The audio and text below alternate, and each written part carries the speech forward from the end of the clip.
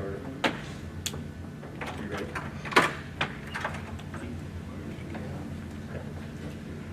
So thank you for being here today for our first round of thesis lectures. We have 4 senior art majors presenting today. Ben Friend from Lincoln, Nebraska, Sam Crossett from Sandpoint, Idaho, Olivia Arden Nelson from Yorba Linda, California, and Karlie Norton from Lakewood, Colorado. This is the culmination of a really long road for these students, which started back in end of August, early September, where they start really honing in on a critical and professional body of artwork to develop throughout this school year, and to think critically about their influences, their sources, where their ideas are coming from, reflecting on those, doing a lot of writing, and spending a lot of time in the studio. We also go through a review process, so we start with some faculty reviews or critiques early in the fall, and then we have both a fall review at the end of the semester and then a spring review at the end of February. And I know that those are stressful for everyone, and this is a stressful, potentially a stressful occasion, but it is an opportunity for us to celebrate the hard work of these students and to learn a little bit about the work that hopefully you're going to be able to see if you can join us afterwards over in the Jackson Denzel Art Center for a gallery reception and to see their work, to ask questions, to converse with the artists, and to have a good time. We're really excited that we can be in person for this. Last year we did a virtual lecture and an exhibition, and so this is we're really lucky, I think, given the circumstances. So thank you all for being here, and I'll turn it over to the students. And first up is Benjamin Friend.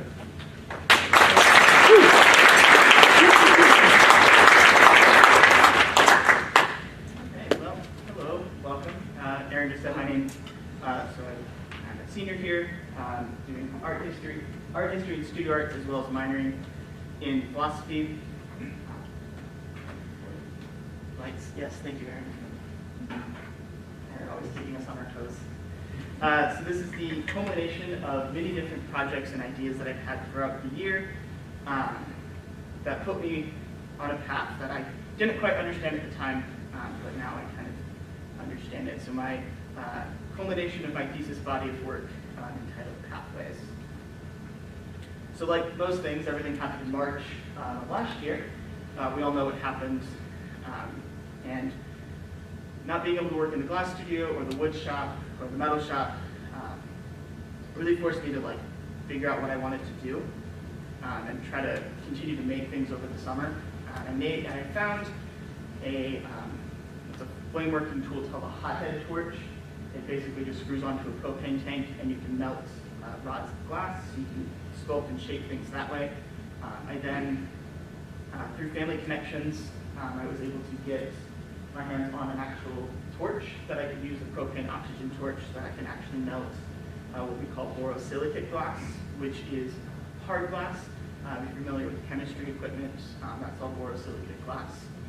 As opposed to soft glass, which is what soda bottles and other things, glass is normally made out of. And I started making these chains, and they're linked together with this process.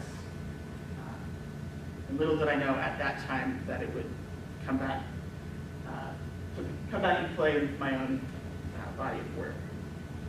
So fast forward, after a summer of working on flame working and all that kind of stuff at my house, back in August, I had a conversation with Professor Dadham about a single stringer that I had pulled, and the stringer is just a really thin piece of glass. And he asked the question, what would happen if I made 1,000 of them, or 100, and just connected them? Which led me to experiment in making these stringers and making three-dimensional shapes out of them. And then I continued experimenting with different materials I could add to them, which led me to some spray foam, which was a lot of fun to mess around with. So then I made this giant structure system that was all connected, and I went to heat it all up to get the stress out of the glass. And I did something wrong in the kiln. and it flattened, which was great. But it really started to get me thinking about the loss of control and the change element. And this piece was about a disease taking over a body. And so it was like that failure in reaction to that disease and what that does to the body and all these things that I was thinking about, which led me to thinking of this moment of change where one thing goes from its original thing to something else. From when a steel structure turns to dust, when a window pane shatters, that moment of cataclysmic moment of change, right when it happens. And what does that look like if I were to stop that moment in time, where it's just that moment of change? So I continued to develop this through the faculty critique, where it was all the faculty were giving input on my pieces and works, which I tried to capture this image of change from when it goes from one thing into something else. And I did this a variety of ways. One of the ways I did this was I took these forms and I half melted them.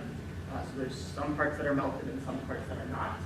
And then I also put tension on two ends of a rod of glass, so it would snap in the middle, but holding it at that point right before it snaps. So going on with, in the sculpture class, we were asked to find an article and respond to that article with a sculpture. Osip Brink was the author of my article that I picked. He was an active proponent of Russian constructivism. Brink explains how the production he had in mind meant rejecting the beautiful decorated object, and instead producing an object that is concisely made. In his article, Into Production, Brink focuses on just one artist, Rodchenko, as a figure who demonstrates how productionism should work in practice. Rodchenko at this time of the writing was the director of teaching in the metalwork faculty at the Moscow School of Technical Arts. He taught his students composition and formation of objects based on his own sculptural work, most famously his spatial constructions of 1921. These are a couple examples of the earlier ones. But in this article, there's a quote. The quote is, "The problem of the artist is not the abstract apprehension of color and form, but the practical ability to resolve any tasks of shaping concrete objects. Rodchenko knows that there aren't immutable laws of construction, but that every new task must be resolved afresh, starting from the conditions set forth by the individual case." Now this quote started to help me think and kind of ruminate different materials and different things that I could do to create these structures besides glass, as well as I started to get my own idea of what production meant. And for me, coming from my father, who's been working in production for most of his life, and then my short time in production over the summer, started thinking of this idea of doing repetitive work and repetitive motion to create the work. Which came about with these steel structures, about 2 feet, total about 4 feet tall steel structures that kind of worked on this moment of change from steel turning into rust. But I came into a problem. I didn't have 1,000 years to wait for the steel sculpture to rust, because time's a thing. And with that, I came into an issue that I was thinking of, like, what can I do to cause the change myself? And if I were to cause it myself, does that take away from the aspect of change itself? And I was thinking of this and then in December, the inevitable happened, and I was quarantined in my parents' basement. I had COVID, and for whatever reason I still don't understand, they wouldn't let me set up my flame working stuff in the basement of their house. I don't get it, but we're here. But what I did have is I did have parents who were willing to go out and buy me toothpicks. So I worked with these two sticks, and I created these structures by creating a single module and then duplicating that module a number of times to create the final structure. And then I decided when and how the change were going to happen within these structures. Whether in this first one it randomized, the second one it was torn and broken, and then also I was thinking about making these out of glass and then melting them. When I got back to school, I realized that I was still too much in control of these objects. This change or the loss of control that happened with that first piece, the first glass one, was something that I didn't plan for. It's something that I didn't do purposely, it just happened. And I really wanted that experience again, but trying to figure out a way to make something unintentionally happen intentionally. I then created an algorithm. I created a custom algorithm for each different structure that I made that places the cells randomly within the structure. So this is how the algorithm looks. If you're not familiar with the work, then you're not going to understand how it is. Even I kind of question it sometimes. But basically, I start out with a module or a cell in its standard orientation. And so every time I add a new cell to it, it goes back to this orientation and I add the next one. Each point, or in this case, each quadrant, was given a number, and the algorithm would then randomly pick one of those numbers, 1 through 5, and that would tell me which quadrant I would add the piece to next. If the piece was 1, if for whatever reason it picked the number 1, which was the top point here, it would tell me which of the top points it would go to. So then the next one, the next column would tell me which way the module is facing. And there's so many different ways that they can turn and move, so it would get connected here. And then after that was connected, the module would move to here. So then the standard orientation was the same for each one. And that process continued for each structure that I created. There's another photo of those modules that I created in the basement of my parents' house, which then led into the final culmination of making this piece. And within each module holds a lot more information than people think. With each module, it dictates how many final cells are in the piece, or final iterations of this one structure, depending on the points. It can determine the way that the modules are moved, depending on the shape of the module, and also as well as the final shape. But I only did this for half of the structure. So half of those modules are algorithmically placed, and I call this my base sculpture, or my base structure. And this base structure is the stimulus or the thing outside of my own control that has been created intentionally. So then from there, trying to find my own path through this thing we call life and figuring out what I'm going to do next and all these questions, I began to place these other half of the structures that I had built for this module in a way that responded to the algorithm base to create the final structure. And this happened with each piece. And then going back to the quote from Crossett, that each new task needs to be created separately or by itself, its own thing, got me to think about different materials as well as some conversations with professors that I realized that I could move outside of glass. And when I did, I made a metal structure, and then I was going to make another glass structure. I was going to make a glass structure, but every time I would make a structure for it or a new module and then test it and put it together, it would fall apart or it wouldn't be able to support its own weight. So then I had to figure out a way to do that. And I'm still in the process of figuring out the best way to get the glass to stay together. So I don't have a final glass piece at the moment. And then the final large sculpture went a little different way with the wooden dowels, I created them larger and bigger. People always ask what's next, what's the next thing you're going to do, and things like that. And I have a few different ideas. One of them is taking this and making it, using a different glass making process and doing it out of stained glass. Also working on trying to find a module shape that would work and support the glass. So I have some art influences, some people in the art world that's helped me shape my idea of what I want to do. Tara Jonathan is fascinated by everyday materials, which she turns into sculptures. She regards herself as a kind of scientist investigating the potential of different materials, transforming them and shaping them, making them transcend themselves, and turning into gestations of their own. She states that I feel like my work is mimicking the ways of nature without mimicking nature per se. And I found this really interesting because Jonathan took these everyday objects and multiplied them by a lot to make these structures.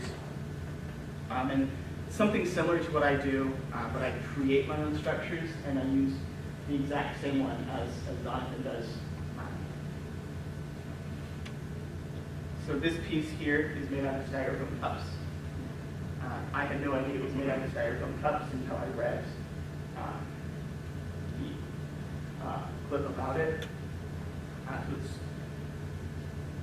Next we have Alex Pike. He's an artist living and working in Los Angeles.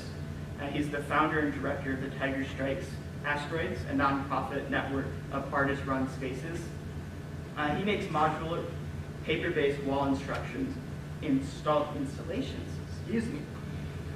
that explore perception, interdependence, and improvisation within structure.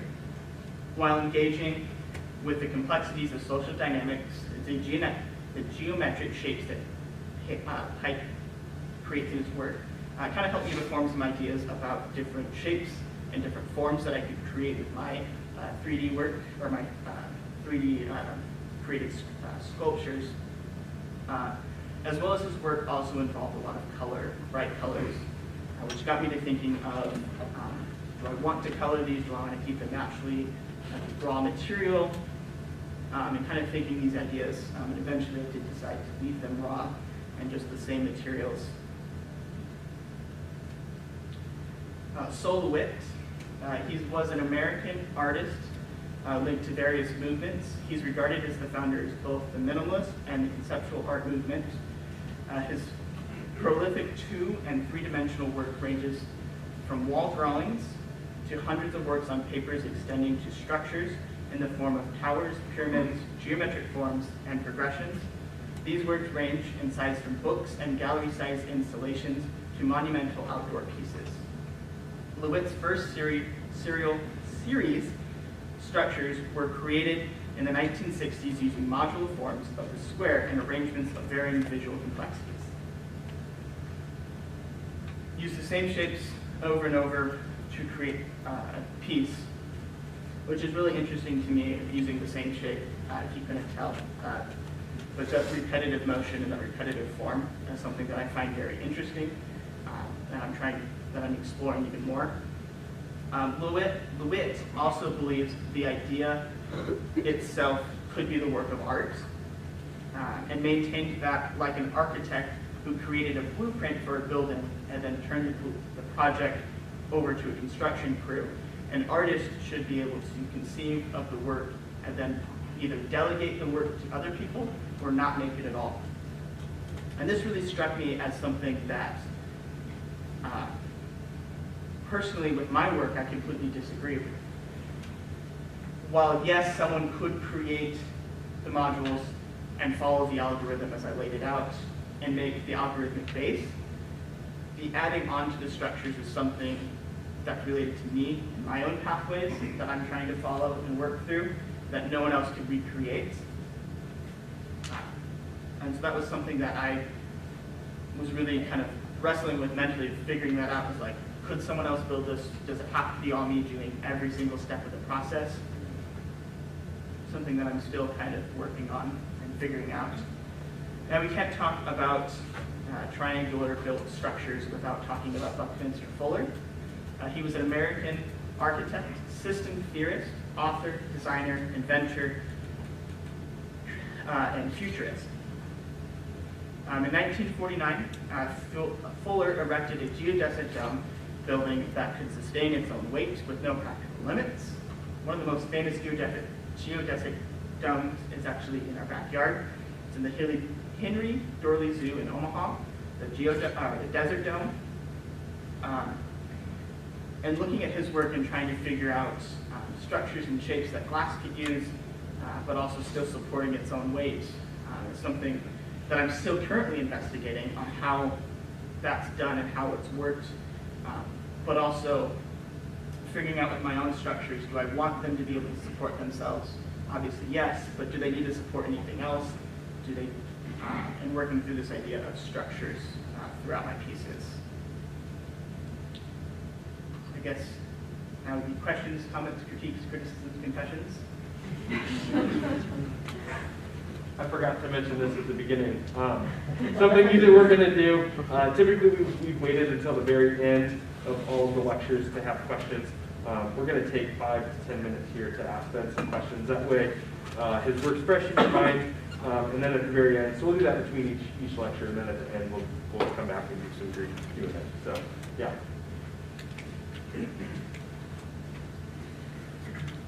Yeah. Can you comment briefly on what it's like to work with your different materials? So you use toothpicks and glass in some cases and metal, right? Yeah. Can you talk about the differences? Yeah, so each individual material that I use had its own complications and trying to figure out how I was going to do that. With the toothpicks, I started out with hot glue. And if you've ever worked with hot glue, you know how terrible it is to glue really tiny things together. Created a mess, I hated it, didn't like it. Super glue, I tried super glue. It was too runny, it didn't bond well. And so it was like, the biggest challenge I was facing was connecting and putting pieces together. But then I did find a CA glue with an adhesive, an accelerator spray that I used to create that. But then also trying to figure out how the material stuck together. So like for these structures, it's 3mm poplar dowels that are then sharpened, and it looks like toothpicks for the glue to be able to sit together and have a clean connection point. I really wanted a wood welder, but nothing like that exists currently. With the steel ones, I had to be able to really conscious about the length and the way they were put together and welding them and all that kind of stuff. Aaron and I talked for quite a bit on how to get them to the specific length and building different jigs to help that. So it was really a discovery process for each material and trying to figure that out, what works best. And do I have the best way to do it? Probably not. Is there a better way? Absolutely. So I'm still kind of investigating that as well and looking into that. Thank you. Cindy, I saw you had a question. Yeah, this is kind of an offshoot, but you mentioned that your material is really important and leaving that exposed is really important. Mm-hmm. Can you talk about why? Do you feel like your material is such a big part of what you do? It's more of a personal choice for me, and I am really keen and I really enjoy that raw material and people being able to see what material I'm working with.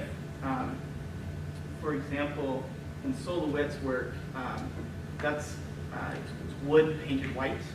And looking at it, is it wood? Is it metal? Is that question of things that I just don't like to ask of work. I'd like to be able to see what it is. And so I really wanted that to be seen in my work.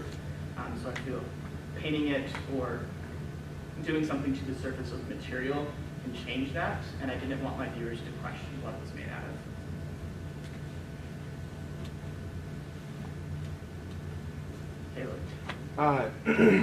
And maybe I just missed it. Can you expand on what led to your choice of the single module build up, like why the triangle shapes all kind of connected in one way?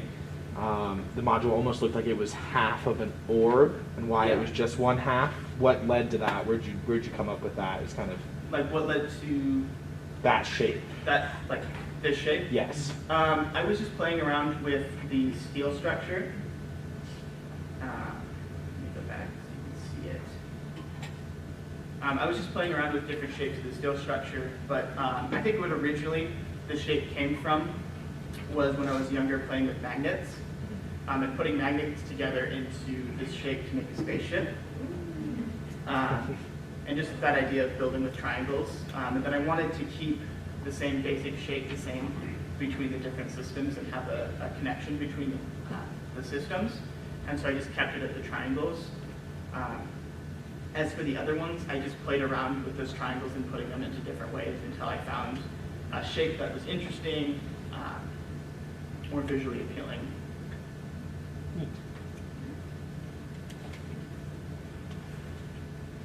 Yeah. Sorry, you talked about how it's really important for you as an artist to be involved in the entire making of your work. Have you ever given any consideration to the source of your materials? Like taking a step back? Because of course the toothpicks are made in a factory and they're transported on trucks. And does that have any influence on the materials? Not necessarily influence on materials, but it almost has an influence on the way I work because these items are mass produced and they're made in bulk, and then I take them and I change them and then turn them into another bulk item. There's something about that process that I'm currently exploring and thinking about with that. But as far as source, I bought out the entire town of 1/8" dowels, so you can't find any because I have them all. So it's just where I can find them. Yeah.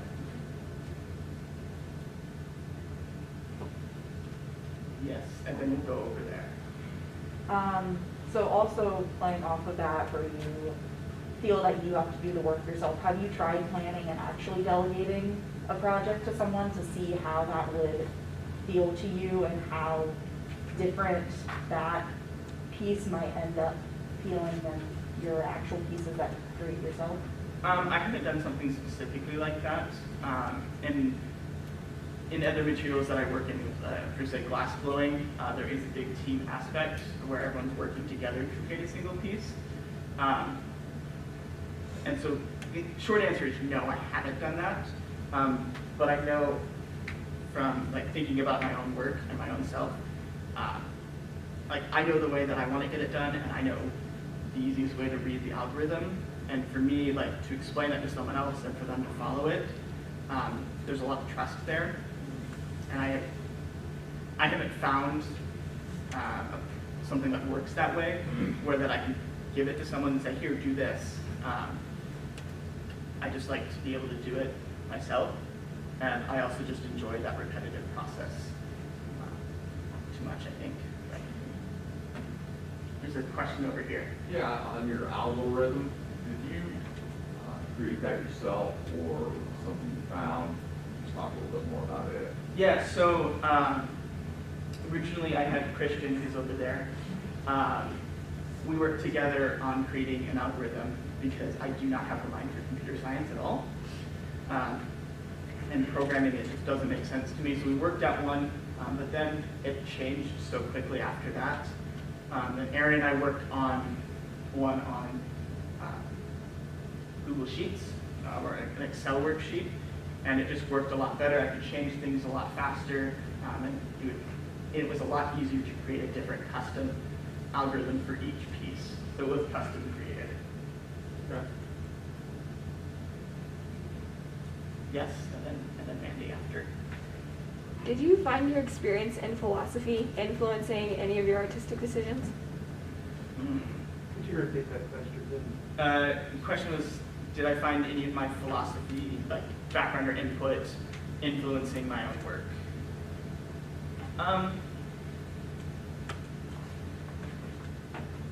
Surface level, not really. Not that I can think of at the moment. Am I sure that there's some? Probably somewhere. But not that I can think of off the top of my head. Mandy? In your early work with glass, it appeared that you used other materials to influence the change of the cell, if I'm correct with the blackness in it. Yeah. Have you considered using other materials to represent the change, or are you happy with the material itself enacting the change and not being acted upon? Yeah. Something that I thought similar about that. I like the change being obscure and not necessarily seeing that change, which is very akin to like how people are. You don't see, sometimes you see the growth and what happens in the change, but a lot of times you just see them as people and the result of that change. And that's something that I wanted to kind of it to be like, where you just saw the accumulation of the change and not the processes that led up to it. And I felt like if I did other materials, like in that first one, you see the change that happened. It's very obvious of like, this is what happened to the piece, but I kind of wanted it to obscure that a little bit. Is that all you have time for? I think that's great. Thank you, everyone. If you have more questions, feel free to find me at the reception.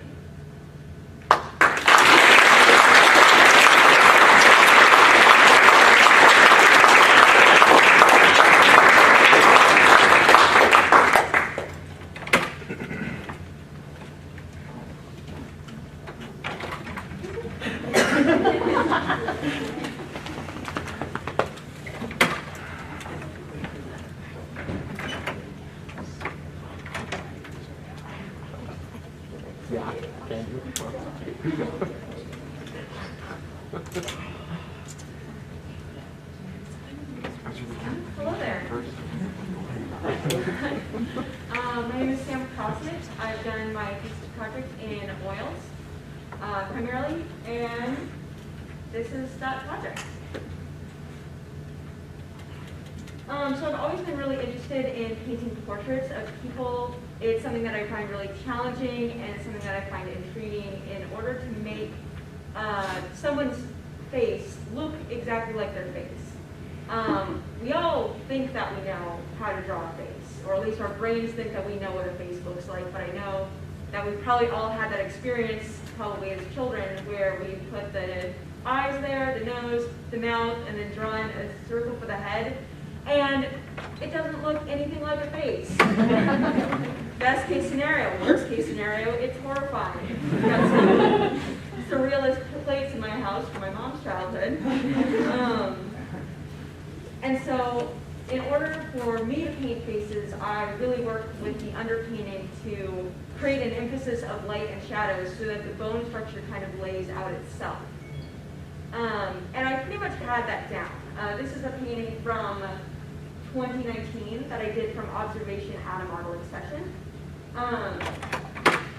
And so when I work with observation, it was important for me to work really quickly and to make a lot of quick decisions, and that will really come into my work later on.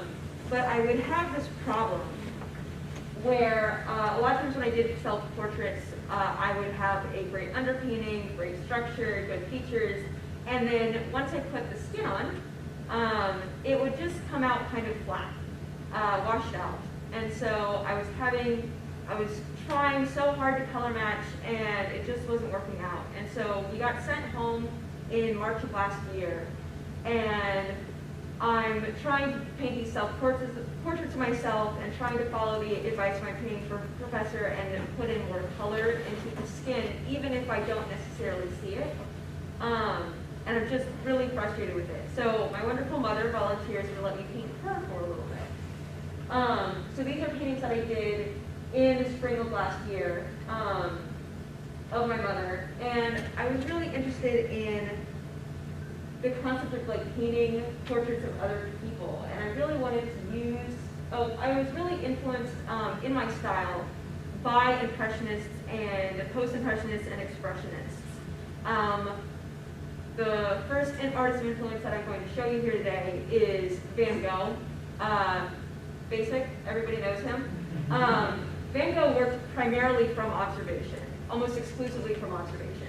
and use a lot of different colors and brush strokes. So that decision-making process of color and line was a part of the act of painting for him.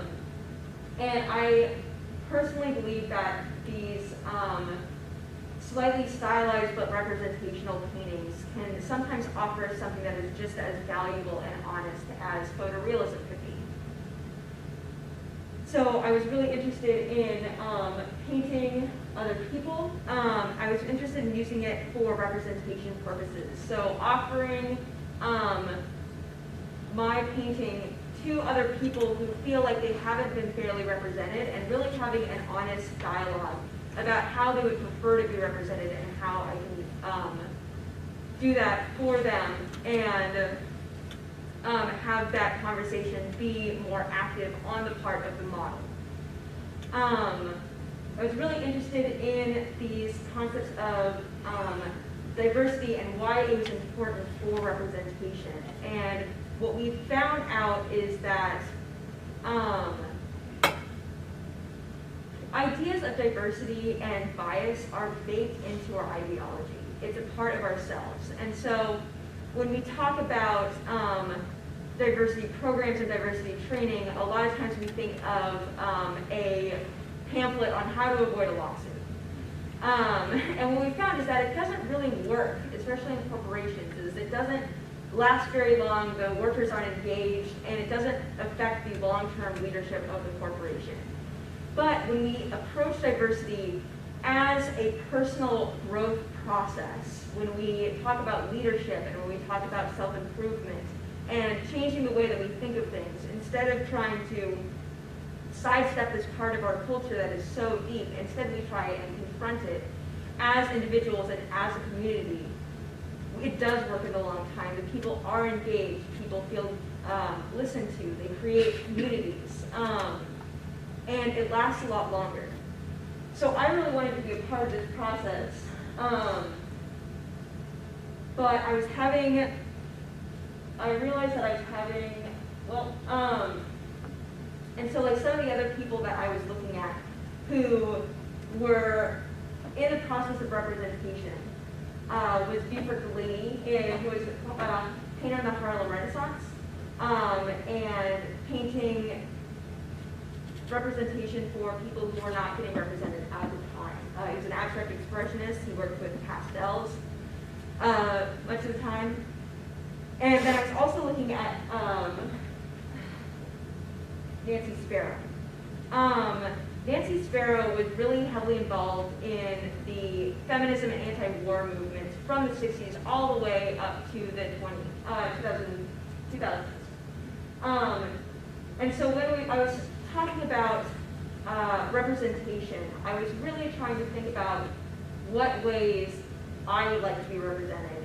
I felt like it was important to have that discussion with myself before I could have that conversation with other people.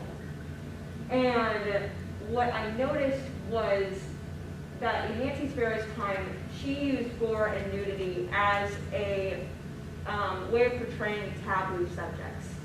And there's been a little bit of a change because now in contemporary work, especially when we're talking about the health of women, I noticed that women's bodies were often used as this aesthetic side piece for a larger discourse. They were often nude, typically pale skinned, typically very small. And so when you do that, you are taking a body that is already seen as widely acceptable and using it for aesthetic. It changes the conversation about vulnerability as a form of boldness to vulnerability as an inability to defend oneself in the presence of a predatory gaze. And so during these times where I was asking myself these questions, I was also coming to terms with an issue that I've been dealing with for a long time that had been impacting my physical and mental health for about a decade. And so there was physical work that I had to do for that, and there was mental work that I had to do with that. And while I was working on this, I found this idea of moral pluralism that seemed to connect with a lot of the things that I was learning about diversity and advocacy. And so Reverend Rorty wrote in favor of moral pluralism in her article, The Use and Abuse of Morality. And she says that we use morality as these sets of rules. We need them. We like to have them. We like to have concrete things that we look at and know are right and wrong. But it changes from culture to culture. We have these ideologies that are as micro as ourselves and our families, and as macro as entire countries and regions of the world. And so the problem comes, and she outlines these pitfalls of morality when we try and impose these static and innate laws that we consider important on other people. So things like moral narcissism, moral self-righteousness, and moral self-deception, all these things that are common in authoritarian dictators, but also things that, if you read them, make you feel a little bit uncomfortable about yourself, too. So the primary issue that I had for myself was this idea of perfectionism. And I think that a lot of people would not describe me as perfectionism because we're thinking of perfectionism in the wider connotational sense. When I'm talking about perfectionism, I'm talking about this internalized system of moral binary, where everything is either right or it is a failure. And so, in my version of perfectionism, it didn't really look like the constant creation of things that were perfect. It usually looked like the creation of nothing. And Rorty talks about this application of innate failure in her passage about moral masochism. So essentially, when we take on this idea of static binaryism, where we believe that badness or wrongness is permanent, it gives us no motive to improve from that point. If I'm already bad and I'm never going to be better, then what's the point of doing the work to improve myself? And so when Rorty talks about this, she calls moral masochism this form of self-righteousness, where it is ultimately self-serving, even though it is ultimately self-punishing. And so I was identifying these factors in myself and wondering if I should be trying to represent other people, and realizing that I needed to make sure that I had figured out how I wanted to be represented and how to treat myself in a self-honoring way in art before I addressed other people. I couldn't take my personal investigations and take them out to other people, because if I wanted to represent other people, I wanted to be able to fully give myself to them as a painter.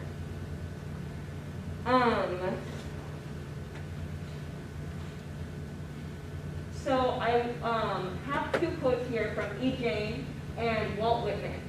And it's about this acceptance of moral pluralism as a personal trait. So we have all these different aspects of ourselves, all these different combinations of cultures and ideologies and traits, and or identities. And we tend to contradict ourselves, and we have parts of ourselves that we may like or may dislike. These two quotes specifically are not just a celebration of our ability to contain so much complexity, but it's also a rejection of social and moral binary, of this need for something to be either this or that. And so I was really interested in these self-honoring, self-celebratory statements of complexity. And so I was still missing one piece of this growth puzzle, which was that I was still trying to change myself and improve myself through the use of shame as a motivator. And what we know about shame is that it works for a lot of people for a little while, but ultimately is a paralytic. It slows you down, it holds you up, it keeps you from moving forward, because in a perfectionist mind, or in someone who is really has internalized this idea of moral binary.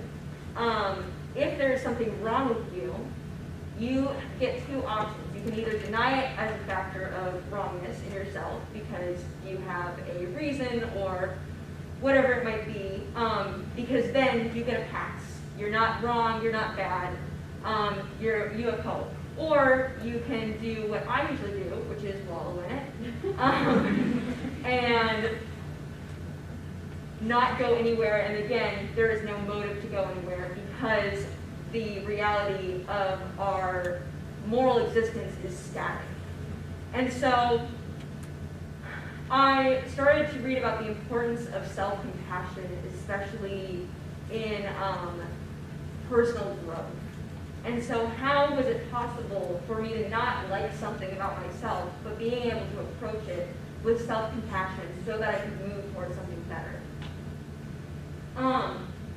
And what I found that was it was much more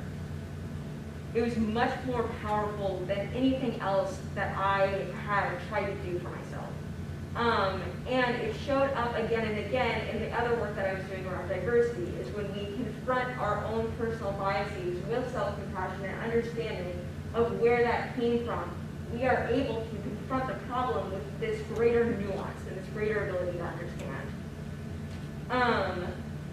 And so when we apply pluralism to ourselves, we can move forward faster and easier with a greater understanding of ourselves, and then we can extend that compassion towards other people. So I was still in this rut where I was trying to figure out how to sidestep all of my habits that supported my original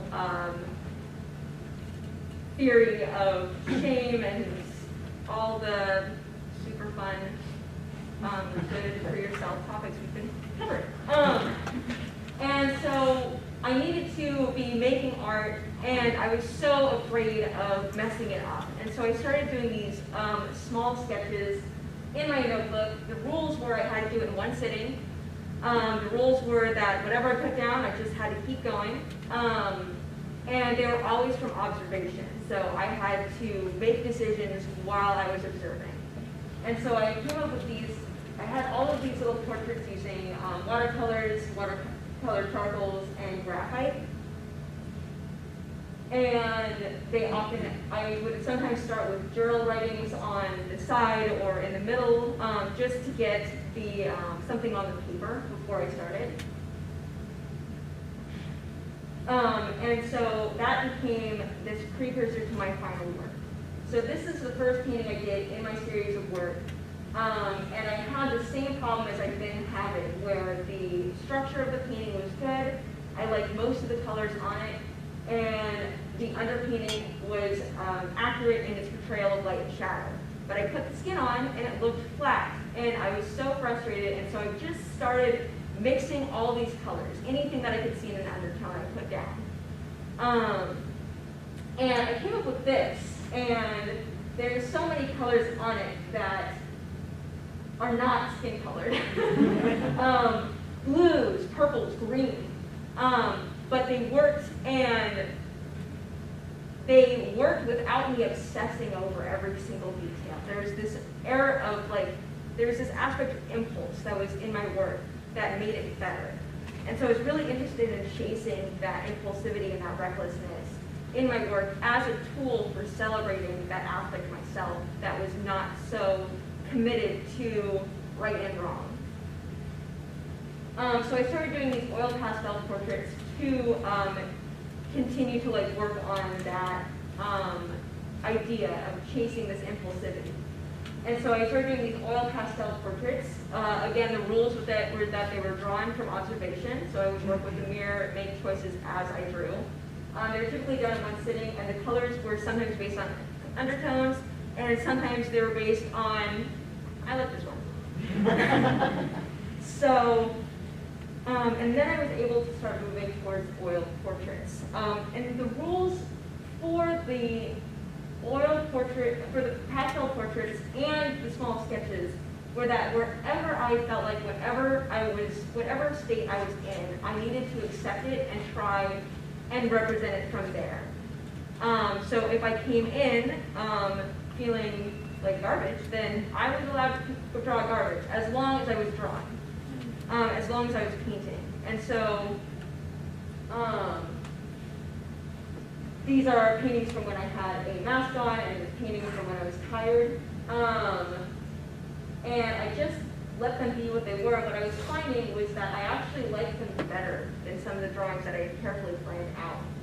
I was also experimenting a little bit with multimedia, even going so far as to consider using wrappers for my under eyes. But I got a pack of melatonin and some eye cream, and that I dropped that idea.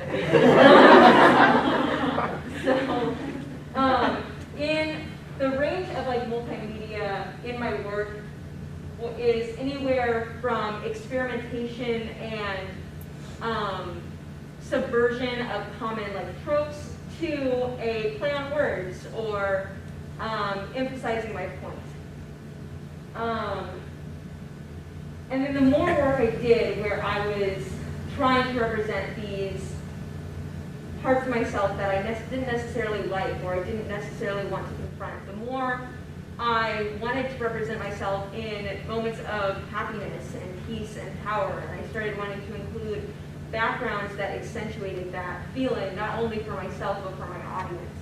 And so I started painting myself in my natural landscape, or as close as I could get here.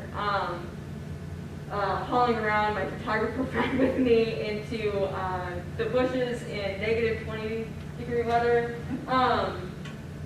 So things like trees, juniper bushes, barbed wire, because I'm from Idaho. All those things were fair game. And even with my wide range, I still tried my best to leave room for these complex emotions that I didn't necessarily feel comfortable sharing, but I still wanted to share. Because to me, that felt like growth, that felt like honesty. And so what I ended up with was this self-confrontational series of work.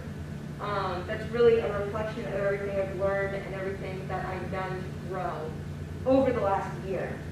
And what I want to impart to all of you is that this process is ongoing, and the reality of this body of work is that it is going to be an early incarnation of the final product, if there is a final product. So I am going to continue to self-evaluate, and I'm going to continue to find the best part of myself. And I encourage and believe in all of your ability to do so as well.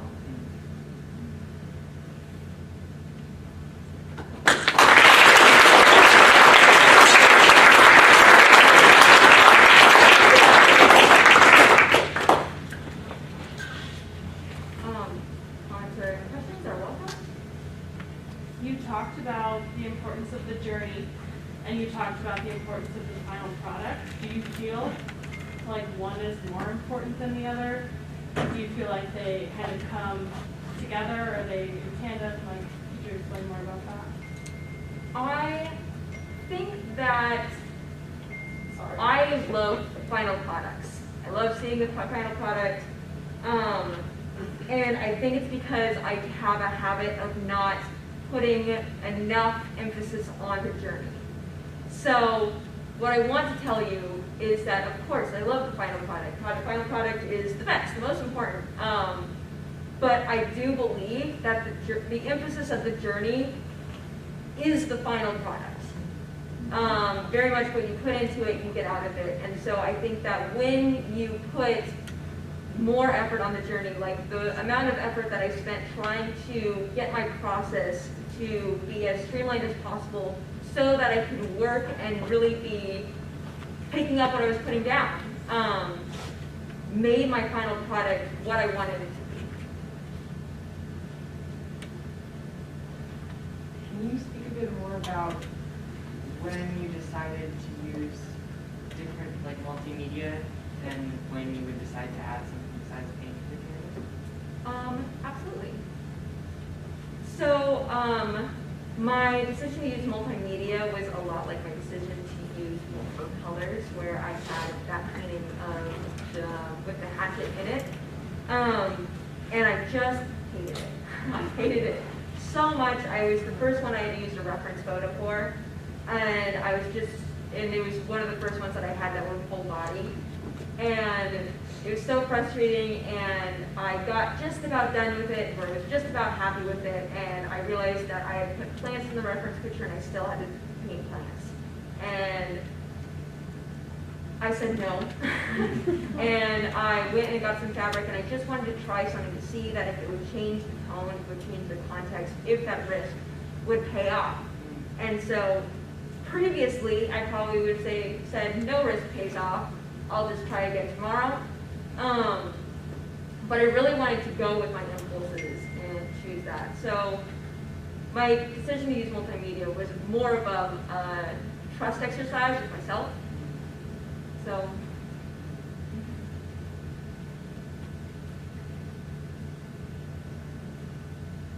Sam, first, thanks for citing the Harvard Business Review. That may be a first. At the beginning, you talked about how imposing rules was limiting and didn't necessarily lead to the results that people wanted. And when you described your work, the first thing you said was, the rules I followed are these. Right. Can you synthesize that for us a little bit? Absolutely. So the article that I used was also cited from Nietzsche. So Rorty cites Nietzsche's The Use and Abuse of History. And so both Rorty and Nietzsche said that in our personal lives, rules help us find meaning for ourselves. There's a reason that universally killing people is considered bad. But where do you draw the line? What constitutes murder? How do we find rules to define the worst aspects of a crime? And so I think that when we set rules for ourselves, it is not necessarily, one rule does not make a totalitarian situation. So when I set up these rules, they were more like guidelines. So I was setting up a boundary, but if I needed to break the boundary, if I needed to bring in more rules, it was more about creating a template for my complexity and nuance to thrive, rather than be overwhelmed by this nebulous idea of what it should be.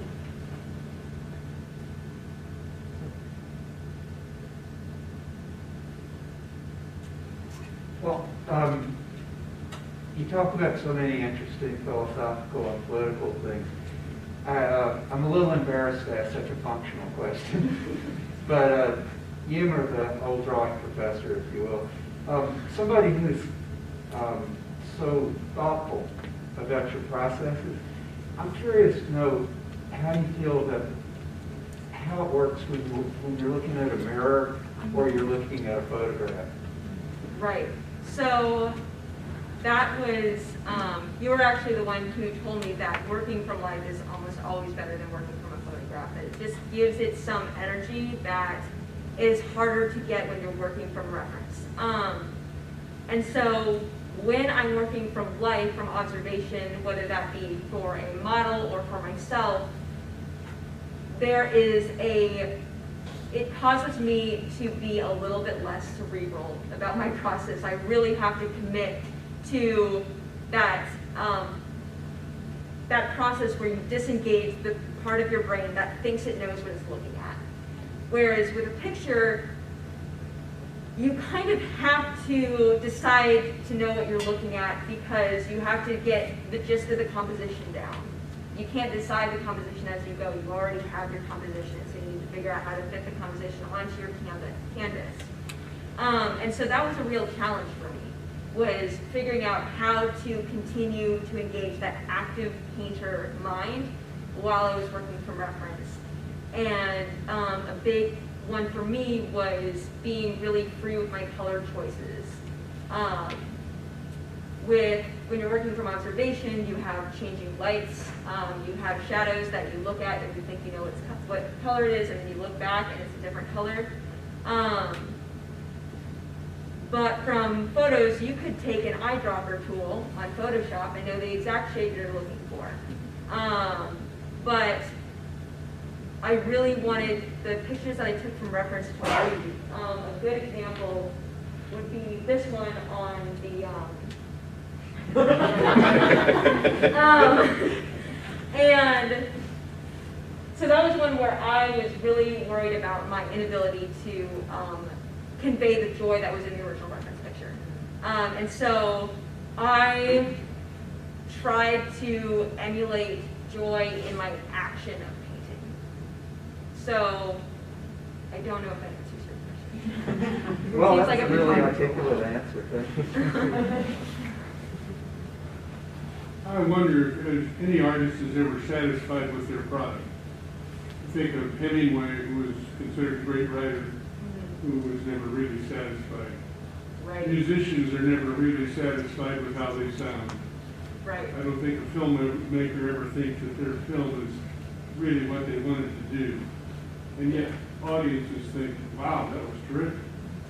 I don't know if that isn't just something that artists have to be concerned with.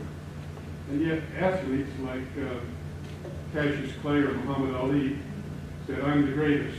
And he thought he was the greatest, and he was. So, I just think all walks of life, you take a different path, and sometimes we're real satisfied with it, sometimes we're not. But I think your work is great. I definitely don't think I'm alone to have this strain of neuroticism echoed in all my work. I think that there's an aspect of the perfectionist mindset that does make us better. It's just when it becomes more of a criticism than it is compassionate, then we start to get locked up, and we start to really delve into the worst parts of ourselves and the parts of ourselves that are the most damaging to us. And this is what this work is about. It is about ultimately survival. It's about I'm going to continue on, and I'm not just going to barely make it. I'm going to try. I'm going to be the greatest. But I get to define what that means.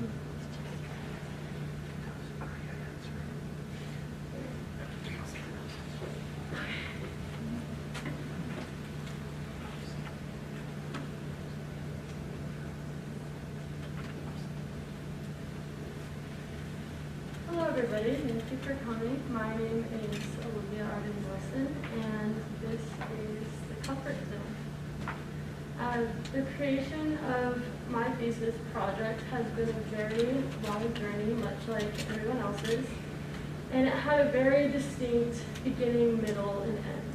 It was frustrating, draining, yet very refreshing and enlightening for me. And the process really showed me a lot about who I am, how I cope with change and stress, and how I'm going to use that moving forward. And it all starts at the beginning, as in any story. I was dwelling a lot on my past, focusing a lot on feelings of nostalgia and longing. And I was in the process of battling mental illness and past traumas. And I was holding this shame and guilt over these things in my past, in my mind, in my body. And there were things that I could no longer change. And I was longing for how I thought things used to be. But what I hadn't realized was that I was really glamorizing these painful memories because they were just too difficult for me to let go of them and part ways. So these memories could have showed up in my freshman, sophomore year dorm, Taylor Hall, the bathrooms, my grandfather's house, who lived here in Hastings for the first 3 years of my college experience and passed this last September. A curb across the street from a close friend's house. In these photos, I was searching for a way to capture these painful memories by revisiting these locations that held so much emotional meaning to me. And at the time, I really thought that, this is going to be perfect. I'm going to have a great project. This feels emotional to me. Like, that's what art is totally supposed to be. This is going to be great. And I was really influenced, by two writers by the names of Young Pueblo and Orion Carlotto. Both of these poets write about love and loss and the heavy weight that painful memories can carry, and how difficult it can be to part ways with those memories and how they can haunt you. And I definitely think that showed within these few photos, but after my very first review, I realized that there was a lot of disconnect between the photographs and the audience. The meanings behind the photos were very unclear. I hit my marks with the vibrant colors, but they were kind of confusing and misleading, very unorganized. And this led me to a kind of spiral with the second realization that I felt extremely disconnected from these memories that I was so set on capturing and showing to everybody. I was just holding on to so many things that were gone, and I realized I didn't know how to forgive myself for dwelling for so long and living in the past and wasting so much time doing that. And although that brought me to a new level of self-awareness, I still didn't fully understand how to cut those ties. So as a result of that, I threw myself into observing the spaces of others' lives, and that served as a distraction from my own thoughts, which leads us into the middle. I reflected a lot on a quote that my old photo professor, Dr. Brett Erickson, used to say all the time. It's an excerpt from one of the journal entries of Virginia Woolf. It says, "If one does not lie back and sum up and say to the moment, this very moment, stay, you are so fair. What is to be one's gain? Dying? No. Stay this moment." No one ever says that enough. This quote really helped me find determination to capture something in the now and bring me an appreciation for what was happening right in front of me rather than looking behind me. And as I had mentioned previously, it also led me to this obsession with the lives of others. I myself would drive around town. I would have friends drive me around town, tell them to stop. I'd hop out of the car and walk through the neighborhoods, admiring these spaces that were not mine. although it took a big leap forward in my thesis process, I was still not thinking of myself. I was thinking of others and their lives. So that's when I started to really analyze my subject matter, these homes, all of which are Hastings homes, if you recognize them. I hope you do, because a lot of people saw me out here taking these photos. But I realized that I was so attracted to these homes because of my own desire to feel at home with myself, whether that was geographically, mentally, or physically in my own body. I didn't feel like I had a place, and I was so envious of these people here in Hastings who had such a tangible sense of place. This was their home. To me, home meant stability and comfort.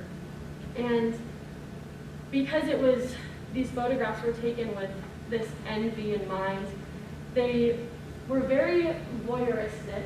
When you look at them, it doesn't necessarily feel like you should be. It almost feels like a crime to be staring at them in this way, like someone's going to come out and yell at you. And so I knew I needed to make a change, but I was really influenced by a photographer by the name of Joey Miller during this period. There's some very obvious similarities, the vibrant colors and the subject matter, but Joey's art really revolves around his struggles with mental illness and substance abuse. I think I really connected with his work because it was fueled by such painful memories, and his photographs often are depicting these small, like, quiet towns that feel very empty and lonely, but these vibrant colors that he brings into the work really give them warmth and life and make them feel a little bit more comforting. And Joey often says that his goal with his art is to make people feel like they're not alone in whatever it is that they're going through. And I connected so much with it because that's exactly what his work was doing for me at the time. Which brings us to an end and some main points that will be covered in this section. So after one of my studio visits, we had the whole group and we had a big conversation about where I was at in my work, and they all asked me to really think about what it was in these photos I was taking that I was so called to. Because I was having trouble really putting it into words. So while I was initially fueled to shoot these photographs by that envy that I felt, I realized that it was the process of going out and observing that made me feel so at peace. And I realized that the envy that I was feeling was completely displaced. I didn't know the stories of these homeowners. I had no idea what their names were, how they got to be here in this home, or what their home life was even like. Yet I was obsessing over how much better theirs were than mine. But when I really was thinking about it, everything truly led back to the repetition of line, shape, form, and the use of space and color, and how all of those factors came together to create this sense of unity and balance. And that had become an anxiety coping mechanism for me, finding these compositional points of interest within stable and square environments. Breaking down these shapes was a way that I could ground myself in the moment. And I found that all these echoing shapes and angles were giving me this reliability, consistency, and stability that I couldn't find anywhere else at the time. The shapes and the patterns are not intimidating or scary. They're very inviting, understandable, and accessible. And most importantly, my audience doesn't have to expend a lot of effort in order to understand and enjoy them. You don't need a master's degree to understand what I'm trying to say here with these photos. So I no longer needed to be jealous of what these people had, but I could simply appreciate what was in front of me as it was.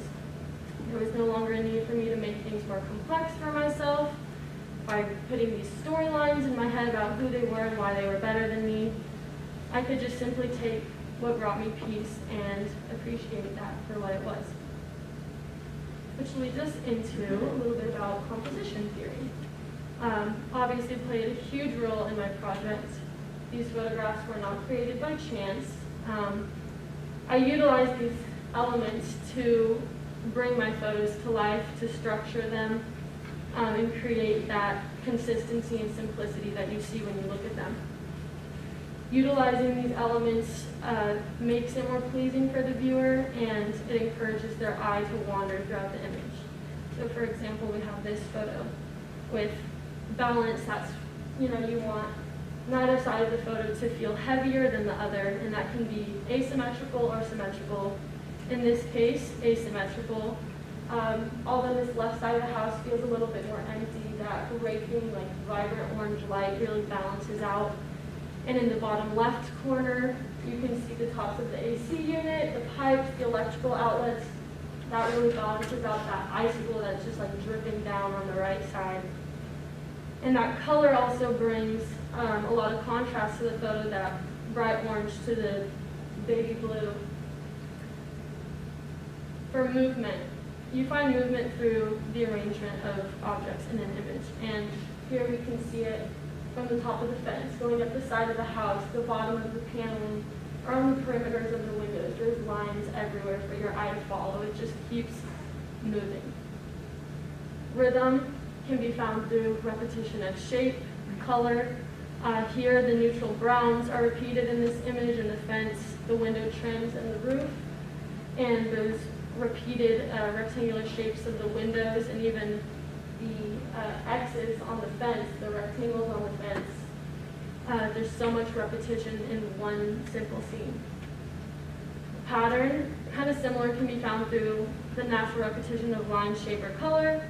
In this, we can see it in the angled roofs, rectangular windows, the fence posts.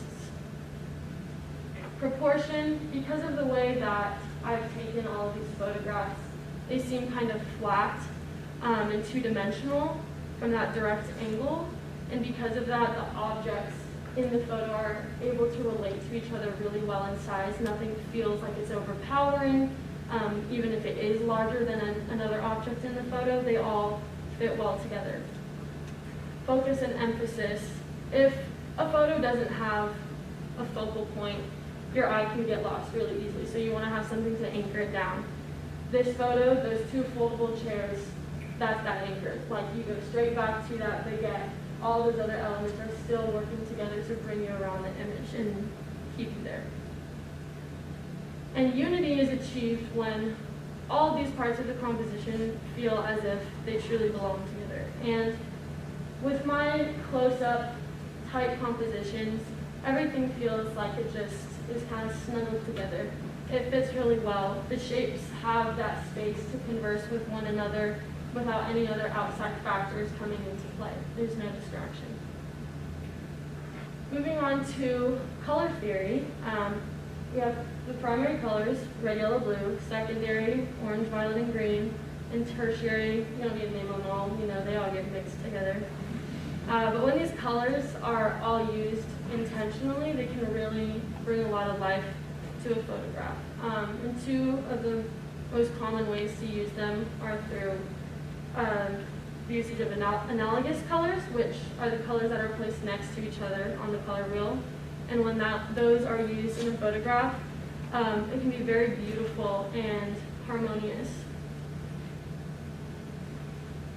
When we're using complementary colors, or colors that are opposite of each other on the color wheel, it gives the photo vibrancy and contrast, but the trick can be to manage that, because it can get to be a little overwhelming, like it was in my very first few set of photos of the year. But when you find this balance, it can also produce this harmonious, beautiful effect. In this point of my project, I was really influenced by Greer. He is a film photographer, and he really uses like sharp composition and color theory to achieve these frames, these photographs and it's been a huge inspiration for me. I feel like he is a true master of taking something so simple and making it so intriguing. The patterns and the rhythm and the movement and balance in his photographs bring meaning, so much meaning to what would seem like an otherwise meaningless setting. This is another one of his works. I could probably stare at this for hours and not get bored. I was also heavily influenced by another photographer by the name of Jason Hunter. The way that he captures these industrial buildings and lets them speak for themselves, the angles he takes them at, the use of light, the buildings really just say it all. It seems so simple, but you look at them and it's like, wow, I would have never noticed that on any given day. And again, I think he really has mastered the ability to do that and let the viewer move through it on their own. And that is the story of how I found my comfort zone. I've learned that beauty can be found in the most simple places. So I encourage everybody to go outside, look around, look at the shapes, the forms, and the colors. They're trying to talk to you. They're trying to offer you that sense of comfort and stability, even if it's just for a moment. Let them offer that to you.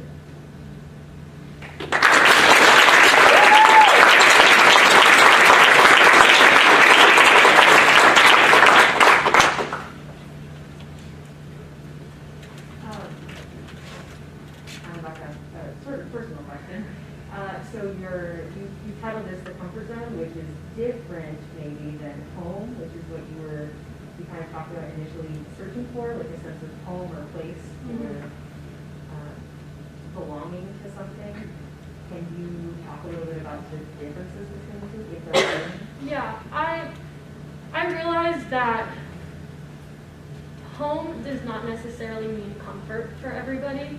So I wanted to make sure that I spoke about why I found comfort in these home settings, why that was so specific to me, but I didn't want to put that on anyone else because not everyone is lucky enough to be able to call a home their safe place. That's not the reality. So I wanted to title it something that anybody could relate to and bring it back into the color and the shapes and not focus necessarily on the subject matter.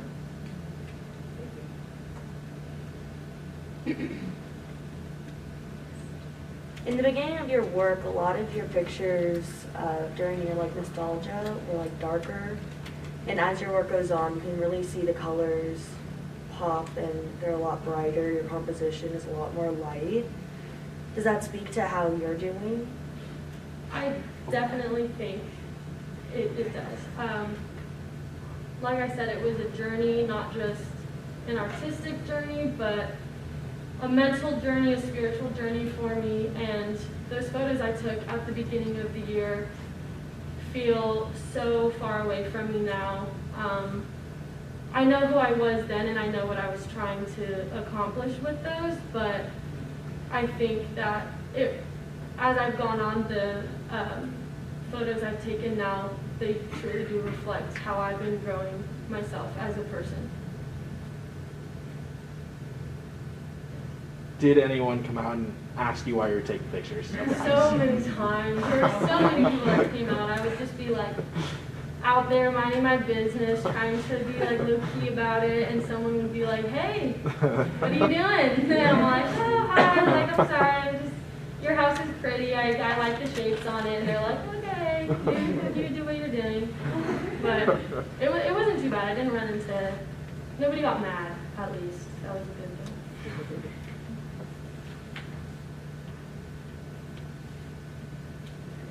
Did you edit these photos? I'm sure you did.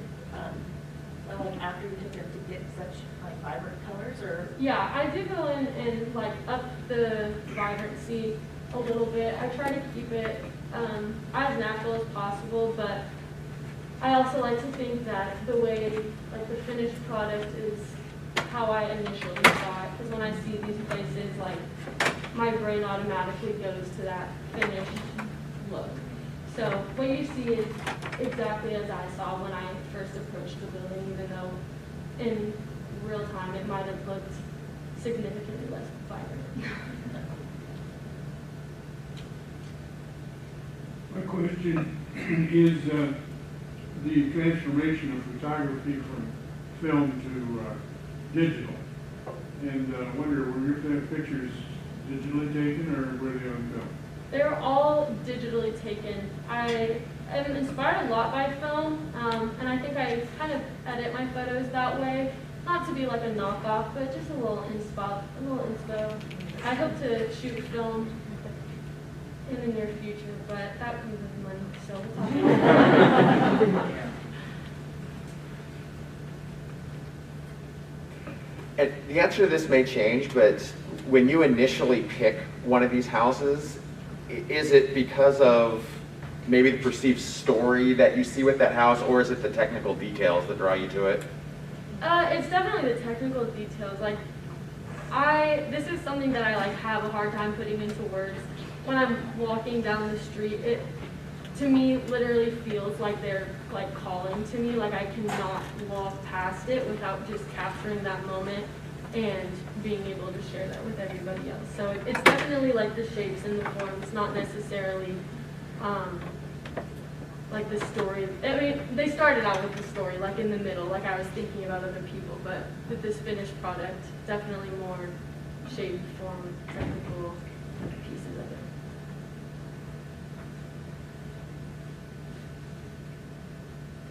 Thank you.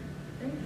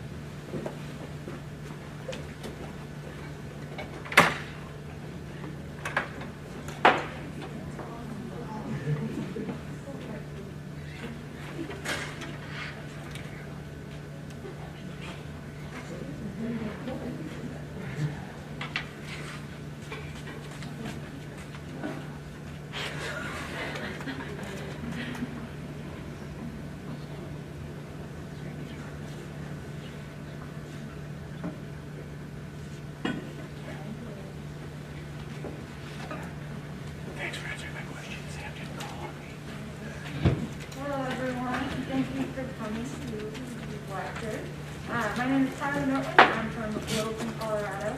I'm a studio art and psychology double major. And I'm here to present to you my studio art thesis. When I began this process, I knew I wanted to somehow incorporate my passion for both my majors, and thus me, myself, and everyone else was the result. So to start out, I figured I would kind of give you a brief overview of my artist statement. My prints work towards creating a representation of embodied cognition. The heck does that mean? So we're going to break it down. We're going to start with embodied cognition, which is a psychological theory that basically suggests that our bodies, we think we learn and conceptualize the world in terms of how our body interacts with our brains, and in turn how our brains interact with our bodies. Examples of this would be talking with your hands, flinching when someone flicks you in the face, associating red with fear, anger. We have adapted as a culture our speech to inform how our bodies feel when we experience things like anger, and how we use our bodies to express how we actually feel in those moments. I've chosen to create a visual representation of this theory with the use of hands. So the importance of hands stems a long way back for me. Primarily, I believe that hands are one of the most expressive parts of the body. They allow for a physical display of something that can be and is unseen.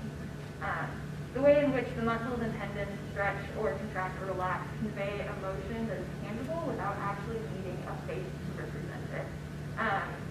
Each image I have created is a celebration of this discussion between our bodies and how our minds have this internal dialogue with our tangible bodies that kind of become these stories of these thought processes and ideas. A little bit of history behind it as well. I draw some of my inspiration, per se, from the drawings of Leonardo da Vinci and the way that he analyzes the human body and anatomy. I think is really important to kind of the historical context of my work. And while hands were my main focus, I also found myself forgetting that these gestures actually belong to a physical being. So I decided that hands can't really emote without being connected to an individual. So I decided to incorporate different aspects of the figure to emphasize that embodied cognition is not only just this internal dialogue, but it's an external feeling. I have decided to use the word personification in the definition that I have rendered from the old Oxford Dictionary. It's a representation of an abstract quality in human form. And that seems like it sums up pretty well for me. So I have decided that I am creating these representations of thought processes by showing their embodiment through hands and gestures. So to kind of break down my art statement a little bit more, we should get into the process of printmaking because it's a whole process. So I utilize two printmaking techniques, intaglio and monotyping, and I'm going to begin by explaining intaglio. So we start off with a sheet of metal. I use recycled aluminum and zinc.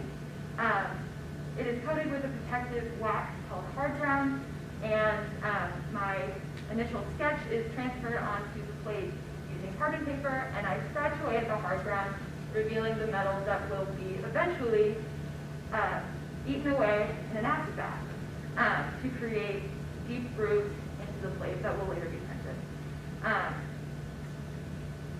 I then ink the plate and wipe the plate so that the ink stays in the lines but stays off the surface of the plate so that you can actually see the image. It's kind of tedious, and so you have to go a little crazy for a second. And so then I do this with paper soaking in water. I blot it right before printing. This just allows the paper fibers to go down deep into the plate and those etched lines to actually soak up the ink and transfer the image to the paper. You roll it through the press and you have a print.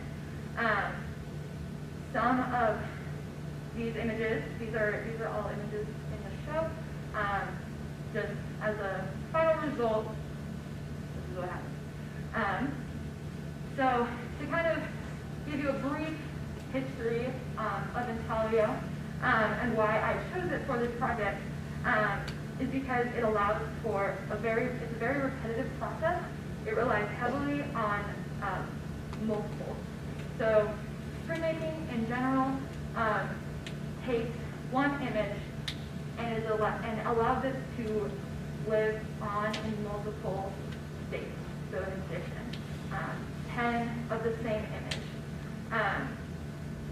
For me, being able to create an edition that is the exact same each print is very satisfying for me. It allows me to make art without actually thinking about what I'm actually doing.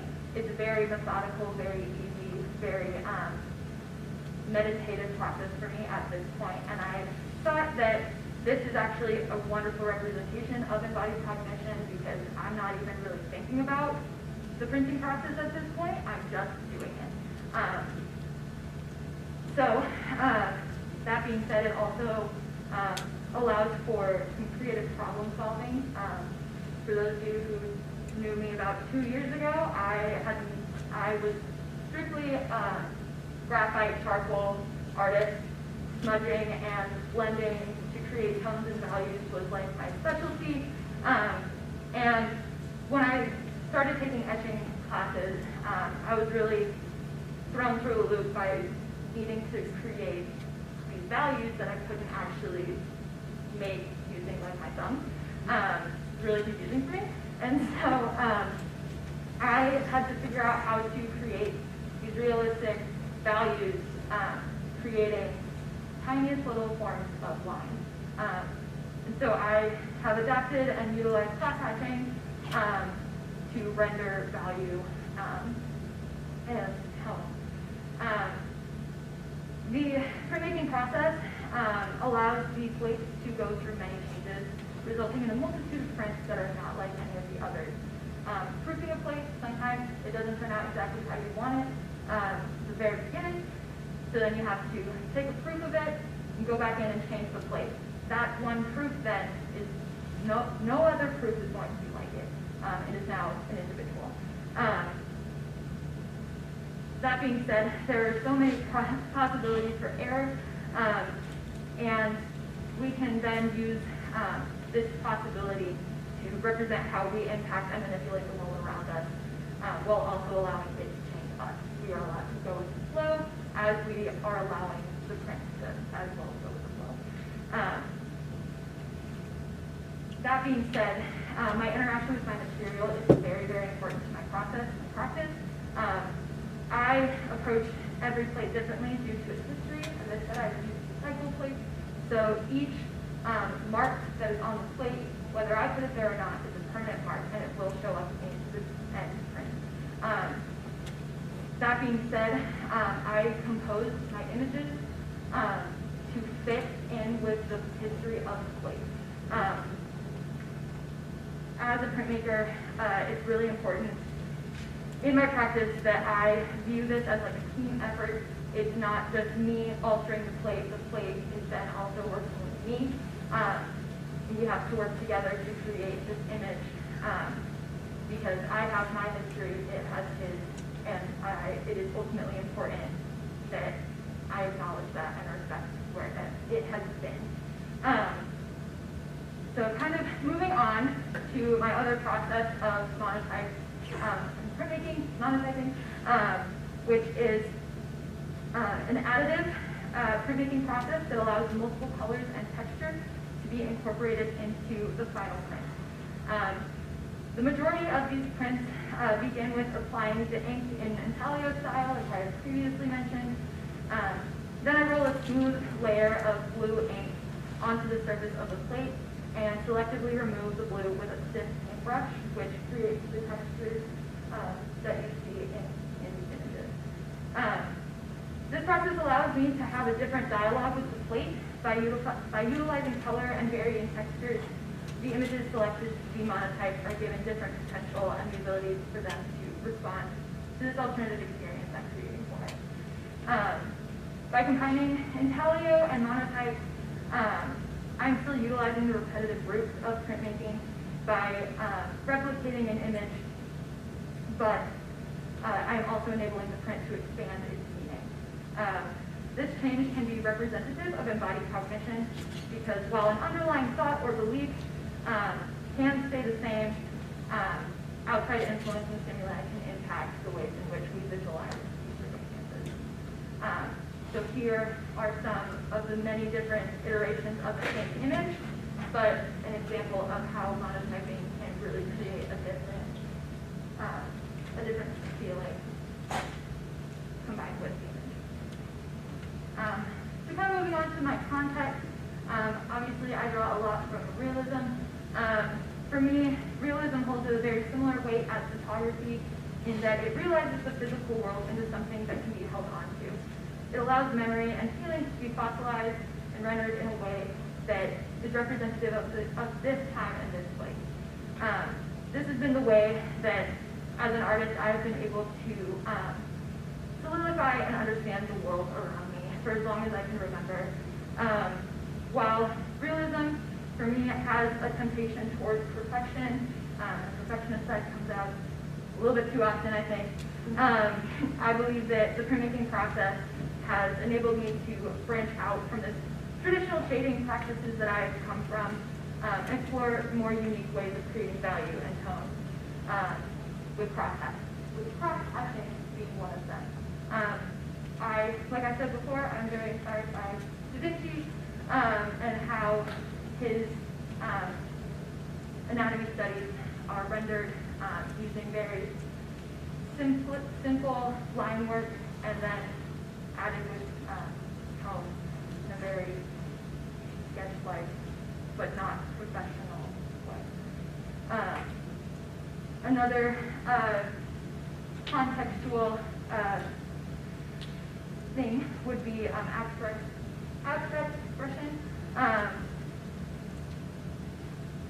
This intentional use, for my work especially, intentional use of compositional schemes enable abstract environments where the hands and the figures are interacting with each other. And I think with abstract expression, it's very fluid, it's very compositionally heavy, and it's very thoughtful in the way that things are abstracted. And I believe that this is very important to relay on to my monotype. The movement created in each image creates an emotive element that can be accessible to everyone. So kind of moving on to my artist of influence, Carrie Lynchlet is the only printmaker that I have drawn from currently in this process, in this project. Her Intelio prints explore themes of human behavior, social interaction, and the malleable nature of remembrance. Every mark made on the plate creates not only the story of the image, but the story of the plate and how these processes of making the plate have equal importance to the final print. Carrie influences the way in which I have treated the plate. She's the primary influence that has enlightened me to the way of treating the plate as if it is a team member. The energy spent on preparing the plate's image is important to the relationship between myself and the plate, and then in turn the completed print. As you can see, this is just a 3-inch print, but there is so much time and energy and knowledge about the plate and the way that it works this is the result of that time and energy spent learning and understanding the plate. Her treatment of hands in her work show their importance through their bold shading and incredible detail. In this work, I feel it is a good example of her attention to the interaction of the various levels of tonality that give each element a sense of purpose. There is a difference in the hands versus the bird, and I think that those interactions that she has incorporated into her composition is something that I'm striving for in my own personal work. My next artist is Elena Sativa. Sativa's work shows the body as a vessel for emotion. Her portraits are primarily drawings, and they create this realistic embodiment of human thought. Compositionally, I see myself a lot in Elena's work. She has a very organic compositional application, and her use of negative space allows the subject of each image to make a statement by itself. This is an important comparison to that of my work. She influences me greatly in my use of negative space. As you will see in my final print, I utilize that negative space to create these environments that don't take away from the primary image. Finally, the subtleties in her expressions, especially in this work, allow the viewer to relate their own experiences. And this is an effect that I would like to achieve in my work moving on as well. Utilizing composition, utilizing negative space, and lighting, is able to render this beautifully simplistic piece of work that makes you feel so much. Another artist, Ghislaine from Mo, has a a very unique style of figure drawing that deals with both controlled and unrestrained strokes of charcoal and pastels. And along with their practice of utilizing collage, they are able to create an intimate and surreal world. This creates an atmosphere in which the viewer is confronted with their own sense of discomfort with the imagery depicted. This was the debate. Their use of color influences my future vision for me, myself, and everyone else by utilizing temperature and tone to build color rather than only focus on flesh tones. This creates a more vivid and expressive sense of the human figure, which is something that I strive to practice and become more able to produce in my monetizing. And finally, my last artist is Ellie Smallwood. Ellie creates very confrontational imagery of the human figure, and her application of color creates bold pictures that embody human sentiment. As you can see, very beautifully done in painting, but also the more you look at it, kind of more uncomfortable it can become with it. While her choice in color is often unconventional, it amplifies her ability to create works that are harder to look at the more you look at them. Specifically in this painting, her use of complementary colors, the reds and the greens in my hands, creates a juxtaposed idea of what skin should look like. This furthers my analysis of color and how I apply it in future, how I plan to apply it in future works. These artists and movements inform my work and my choices to incorporate formal qualities of realism and influence this body of work to further experiment with the incorporation of temperature and hues. So in conclusion, me, myself, and everyone else is a body of work that strives to create prints that supports a psychological theory of embodied cognition through the use of hands and human figures. Questions? Concerns?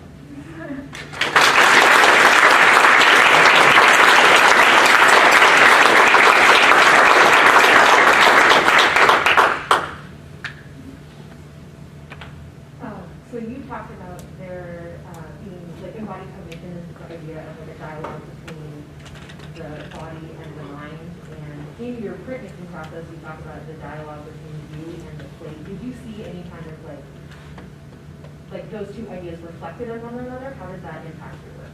Yeah. So as I was kind of saying before, I noticed as I was producing the prints, it became very much so a very real life example of embodied cognition. And I think that by utilizing the plate and utilizing myself as a printmaker, I think that there's definitely a possibility of drawing those comparisons as whether I am the mind influencing the plate and the plate is the body influencing me. I think that having that intimacy with the actual physical plate and creating the print out of it is definitely for sure that.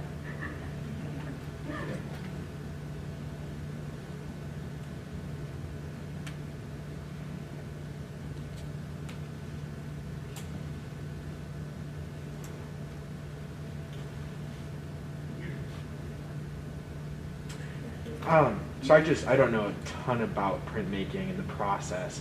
What would you say was one of the biggest struggles of the process itself and like kind of the finer points of making some of those prints of yours? Where did you find like you struggled the most with that? So many. So my largest print, the plate is 18 by 22 inches. So creating the drawing for that took forever. Actually grounding and engraving the plate before I even etched it was a problem. Having enough ferric chloride to actually etch the plate well was a pretty big issue, and then actually printing the plate itself takes an hour for each one. So many complications, specifically with that piece, but ultimately that's all part of the process, and it's kind of a fun game that I get to play. Problem solving and being able to kind of go with the flow, fix things as I go along. Neat. I was just going to ask, you said that you primarily were graphite and charcoal. What was it decided exactly how you want to like move into the world of printmaking? Good old King D over there. He let me sit in on a couple of etching classes in my sophomore year, and I just fell in love with the process. And as I, when the world kind of went stagnant last year, I did a lot of wood cuts, I did a lot of linoleum cuts, and I just found myself missing the technical process of the intaglio.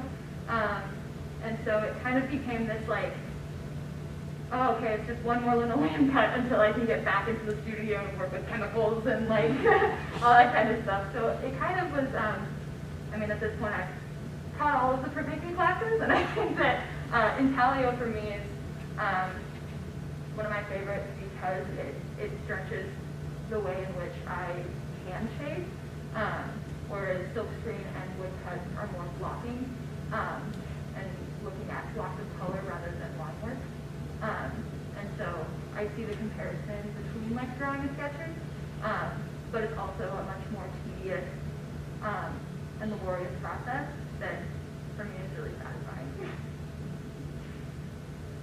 That's it. Could you talk about the way that the hands interact with each other, like inside of the pieces of wood? Yeah, so the hands themselves, I like to think of them as the actual personification of these thought processes. So some of them are holding on to each other, some of them are reaching out to each other, some of them are abruptly stopping them. As kind of a way to represent these, the way that we think of things, whether it's obsessing over what we're going to cook for dinner tonight and your brain saying stop, you got to focus on one thing at a time, or listening to a song and you have this emotional connection to it or whatever.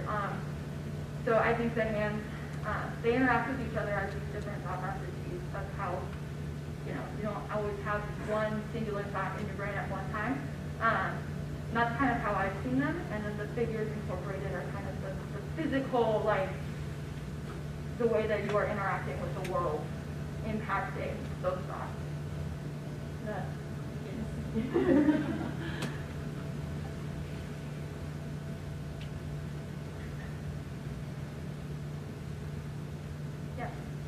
Could you talk about any reasoning behind why you only use your hands as references as opposed to potentially exploring other people's hands as well?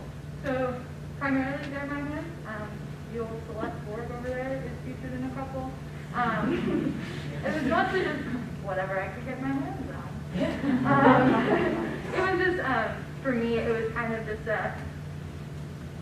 during like my process of taking my reference photos and actually like being in the studio and like looking at a hand as I'm trying to draw it, it made a lot more sense to just like use mine. And so part of it was access, part of it was just my own personal decision to depict myself as the artist. That's part of the reason why I titled it Me, Myself, and Everyone Else, because while they are my hands, they're representative of this universal theory and thought process.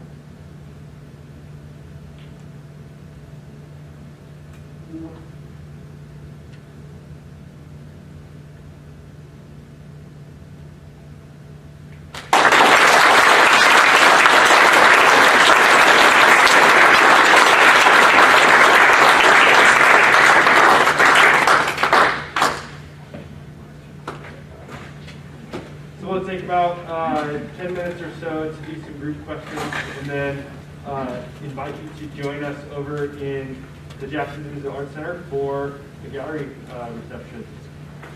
And there's also sandwiches there. Yeah. And there's food. Individually wrapped food.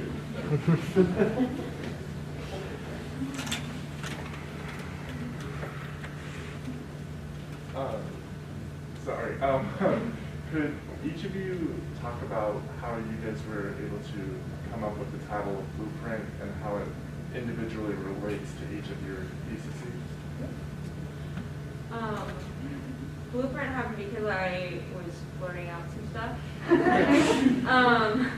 And so the idea behind Blueprint is that each of our theses theses. I don't know. Relate to a kind of structure or template.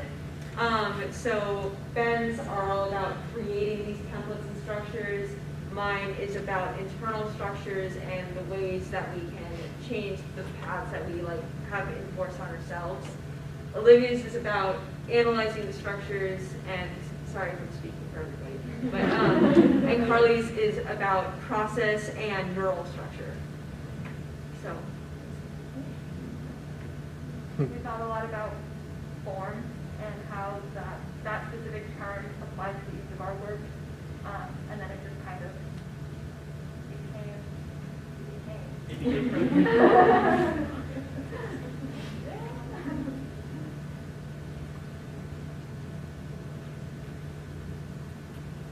Hi everyone. So, you guys have gone through this long, extenuous journey ever since more or less this time last year, and you've all learned so much through your process of like going through this thesis and collaborating not only with yourselves but with other professors. As someone who's a junior and is going to embark on this very similar journey next year, is there any bit of advice that each one of you can give some of us who are going to be going into senior thesis next year on like either something we can expect or like anything we can hope to learn? Just make work. Aaron likes to say. I found for me at least that I had to make the work before I could understand why I was making it, and even then I'm still like working through all of the different reasons and pathways that I could find throughout the work. But just making a large volume of work. It doesn't have to be good, it's just work. It'll eventually lead you to things, but also then being open to suggestions and open to past work and other things that you're doing in other classes to find those connections into what you want to do. I would say echo the take in as much suggestion as you can, keep your mind open. I mean, most of my influences weren't even heinous. But I would also say that if you have something that you're passionate about that you want to follow through the end that's just not quite formed yet, stick to your guns. I would definitely like, if you believe in something, you should follow it through. And if you put as much effort into it as you can, then eventually other people will be able to follow that passion as well. I would say to definitely take some time away from it as needed. I think it's easy to get lost in like the need to feel productive, but sometimes just taking a step back from it and separating yourself from it a little bit can be just as productive as working on it day and night. I would say do what you love what you do. If you find yourself, just make your work, make whatever makes you happy, and the process of it will just unravel.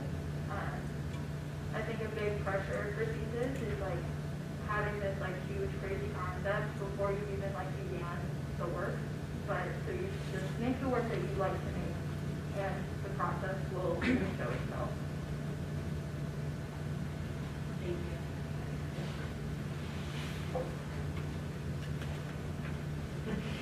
Karlie, that was tremendous honor that you cited me as someone who led you in printmaking. But, you know, I think one of the really unique and special things about Hastings College is the community that we have here and the various communities. And I suspect that all four of you were partly led into what you finally discovered because you found community with people who are doing things like you. I know in your case, you know,